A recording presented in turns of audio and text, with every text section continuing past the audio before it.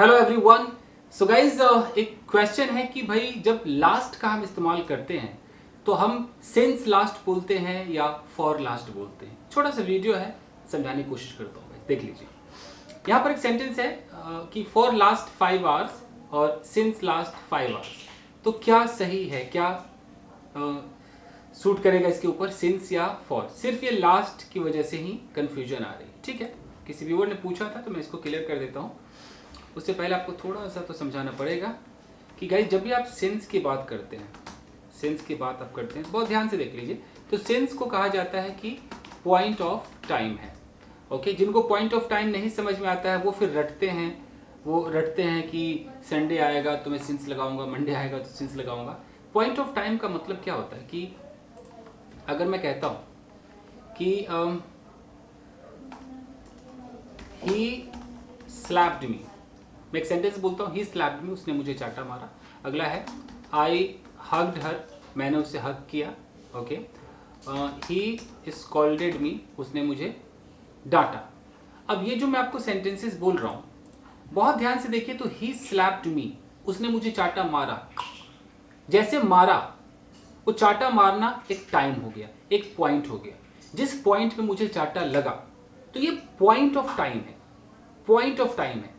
अब अगर उसने मुझे चाटा मारा, अब मैं बोलूं कि यार जब से उसने मुझे चाटा मारा ना भाई, तब से मैं प्लान बना रहा हूं उससे बदला लेने की।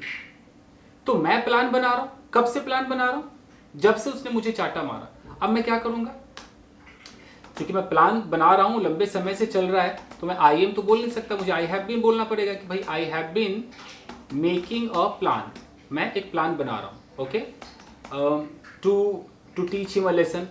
ओके, या टू टेक रिवेंज, बदला लेने के लिए, to take revenge on him. Revenge के साथ ऑन प्रेपोजिशन आता है, to take revenge on him. ऐसा मत सोचिए कि फ्रॉम हिम से अगर आ जाए, ऐसा मत सोचिए, कई फिक्स्ड प्रेपोजिशन भी होते हैं। तो ये तो हो गया कि I have been making a plan to take revenge from him. कब से मैं प्लान कब से बना रहा हूं, किस पॉइंट से बना रहा हूं? उस पॉइंट से जिस पॉइंट पे मुझे चाटा लगा। समझ रहे आप? इसे कहते हैं पॉइंट ऑफ टाइम। तो मैं यहां पर सिंस लगाऊं या फॉर लगाऊं?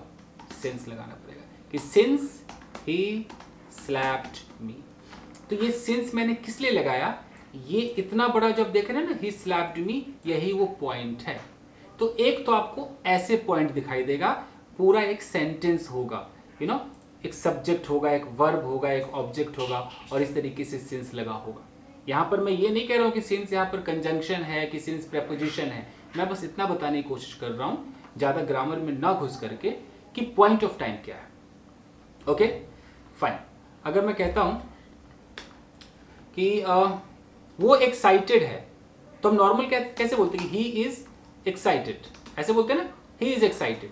लेकिन मुझे कहना है कि यार वो एक्साइटेड है जब से वो उस लड़की को हक किया है, जब से उसने उस लड़की को हक किया है, तब से वो एक्साइटेड है। जब उसने हक किया तो उस पॉइंट से, वो पॉइंट ऑफ टाइम है दोस्तों, उस पॉइंट से वो एक्साइटेड है।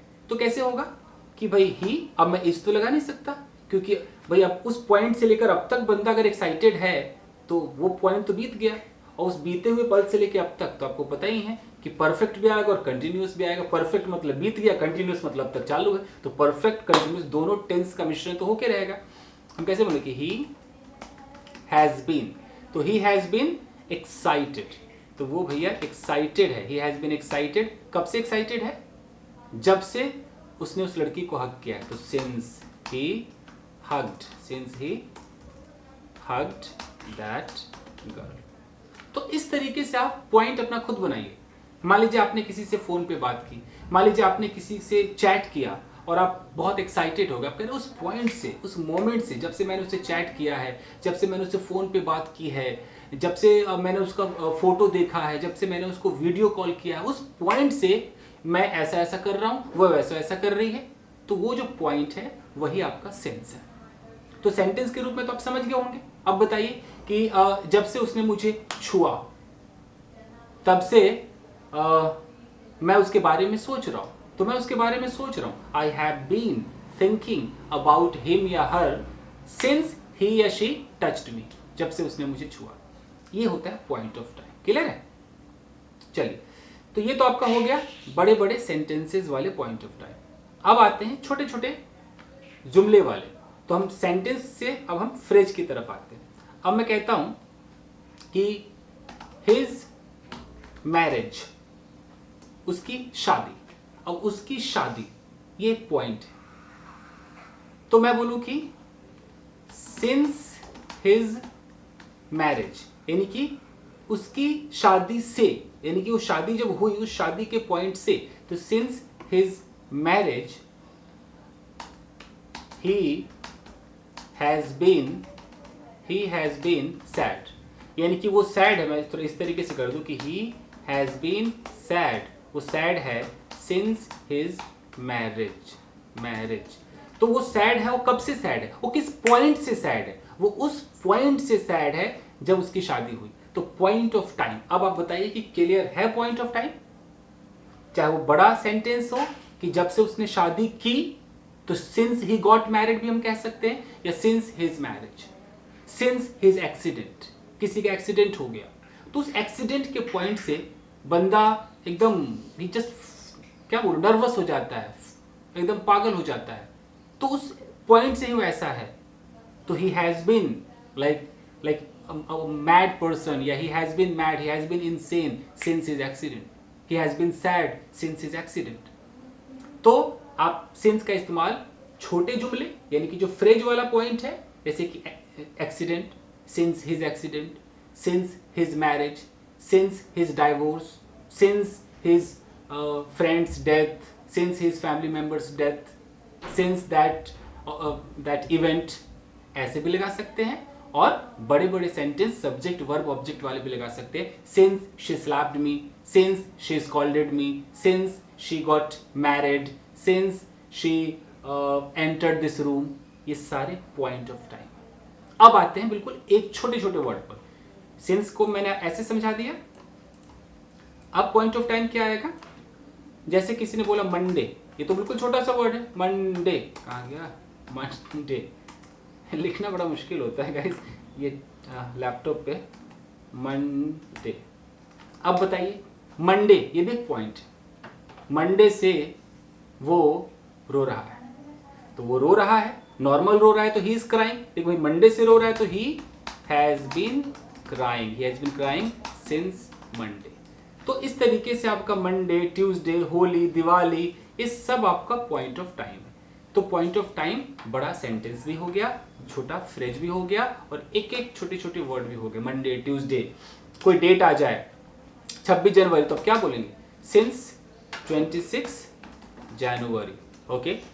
और सिंस क्या है, कोई डेट हो गया, कोई दिन हो गया, मतलब ये सब, कोई ईयर हो गया, सिंस 2020, सिंस 1947, आपने पढ़ा ही होगा, ये सारे पॉइंट ऑफ टाइम। तो जो बिगनर्स ये नहीं समझ पा रहे थे कि पॉइंट ऑफ टाइम क्या है, आप समझ के कील ठोक देना पॉइंट ऑफ टाइम उस पॉइंट से, ठीक है जी।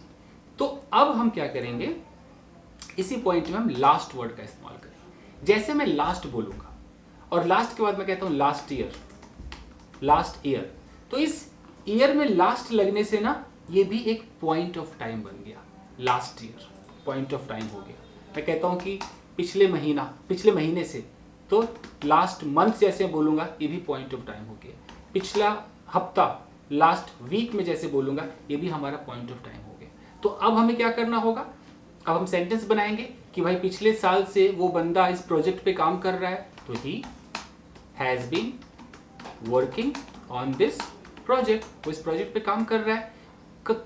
किस पॉइंट से कर रहा है, ऐसा कौन सा पॉइंट था, तो सिंस लास्ट, मान लो पिछले साल से कर रहा है तो सिंस लास्ट ईयर, पिछले महीने से कर रहा है तो सिंस लास्ट मंथ, ऐसे बोले। Akshar don't do that, no baby, I am shooting the video, you always disturb me. Akshar is here with me, come here, sit down, come this side. Akshat is here with me, he always disturbs me, so don't disturb me, okay? Now go, do your work, go, I'm shooting the video, go. So got it guys, समझ में आया आपके? तो last जब भी आ जाएगा और last के बाद अगर ईयर, मंथ, वीक ऐसा लिखा रहेगा, तो हम इसको सिंस लगाएंगे। क्यों? क्योंकि एक पॉइंट ऑफ टाइम होता है। बने रहिए, आगे देखिए। अब आपको कराना पड़ेगा पीरियड ऑफ टाइम। पीरियड, एक मिनट, क्या हो गया स्पेलिंग, हाँ ये sorry, period of time, keyboard laptop कैसा ही। पीरियड ऑफ टाइम के अंदर पॉइंट तो ऑफकोर्स कोई पॉइंट नहीं होगा, एक ड्यूरेशन होगा। ज़्यादा बोर नहीं करूंगा। ड्यूरेशन में क्या होगा, आप बस यूँ समझ लीजिए कि कोई ना कोई नंबर आपको दिखाना है, और नंबर के बाद आप लगा सकते हैं, नंबर के बाद आप लगा सकते हैं, चाहे आप वहाँ पर डेज बोल दीजिए, वहाँ पर आप मंथ्स बोल दीजिए, ईयर्स बोल दीजिए, आप मिनट्स बोल दीजिए, आप वीक्स बोल दीजिए, मतलब एक नंबर होना चाहिए। अगर मैं कहता हूँ कि यार 6 महीने, तो 6 महीने एक पीरियड हो गया। 6 महीने, हमें उस 6 को पॉइंट नहीं मानना है, 6 महीने का एक पीरियड है। ओके, 8 महीने का पीरियड, 9 महीने का एक पीरियड है। ओके, 2 साल, 5 साल, 8 साल। तो लॉजिक ये है, मतलब अगर ऐसे पकड़े तो एक नंबर रहेगा 4, 5, 6, 8, और नंबर के बाद आपका दिन, महीना, साल, इस तरीके से रहेगा। तो हम तुरंत पकड़ लेंगे कि अच्छा पीरियड ऑफ टाइम है, और इसके साथ हमें फॉर का इस्तेमाल करना है। मैं बोलूँ कि 6 महीनों से, तो मैं कैसे बोलूँगा कि for 6 months, for 6 month. Okay, 5 साल से यार फॉर 5 ईयर्स, फॉर 5 ईयर्स, ऐसे हम बोलेंगे।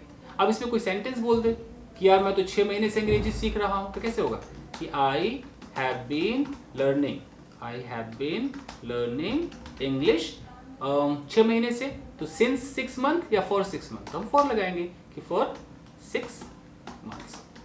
ठीक है, तो ये भी आपके समझ में आता है। अब बहुत ध्यान से देखिएगा कि हम लास्ट लगाते हैं, लास्ट के बाद अगर कोई नंबर आ गया और उस नंबर के बाद ऐसे आ जाए डेज, मंथ्स, ईयर्स, वीक्स, तो भी हम इसको पीरियड ही समझेंगे और हमें फॉर लगाना है। अगर हम ऐसे बोलते हैं कि लास्ट 5 मंथ्स,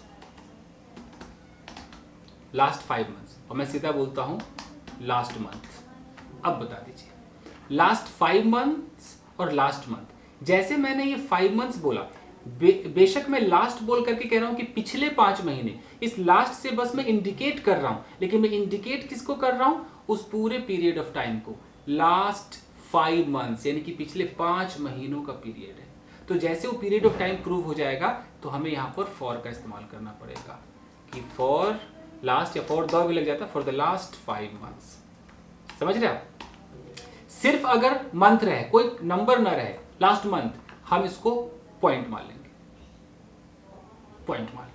तो हमें यहां पर क्या लगाना होगा, सिंस लगाना होगा, सिंस लास्ट मंथ। तो कैसे हम समझ रहे हैं, सिर्फ इस नंबर की वजह से समझ रहे हैं। अगर यहां पर आता है last 5 months, last 4 years, last 3 years, last 2 weeks, last 5 hours, तो हम तुरंत समझ लेंगे कि जो काउंटिंग के साथ अगर ये आवर्स मंथ आ रहा है तो भैया वो फॉर लगेगा। और अगर हमें बिना काउंटिंग के सीधा last month, last Sunday, last Monday, last year, last week, last ऐसे करके आता है तो हमें सिंस का इस्तेमाल करना होगा। हमारा सेंटेंस क्या था कि फॉर लास्ट 5 आवर्स या सिंस लास्ट 5 आवर्स। तो चूंकि हम यहाँ पर 5 देख रहे हैं, संख्या देख रहे हैं, तो संख्या आते वो पीरियड ऑफ टाइम हो जाएगा, तो हमें फॉर का इस्तेमाल करना है। कोई दिक्कत? तो इसीलिए आपको फॉर लगाना पड़ेगा, फॉर लास्ट 5 आवर्स। ठीक है जी, चलिए, आई होप कि इतना समझ में आ गया होगा आपके।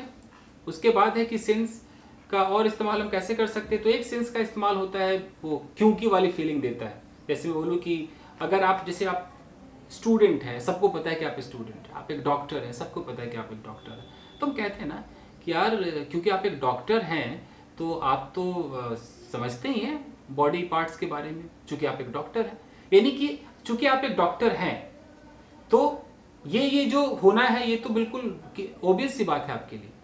तो इसको दिखाने के लिए कि चूंकि आप एक डॉक्टर हैं और ये सबको पता है कि आप एक डॉक्टर हैं, तो मुझे सिंस लगाना पड़ेगा। तो मैं कैसे बोलूँगा कि since you are a doctor, इसकी जगह पर आप एज का इस्तेमाल कर सकते हैं कि as you are a doctor. तो since you are a doctor, तो जैसे मैं कहता हूँ since you are a doctor, इसका मतलब कि मैं ये जताने की कोशिश कर रहा हूँ कि चूंकि आप डॉक्टर हैं और मुझे पता है आप डॉक्टर हैं, ये सबको पता है कि आप डॉक्टर हैं। मैं बोलूँ कि सिंस इट इज़ रेनिंग, तो सिंस इट इज़ रेनिंग का मतलब है कि सबको दिख रहा है कि बारिश हो रही है।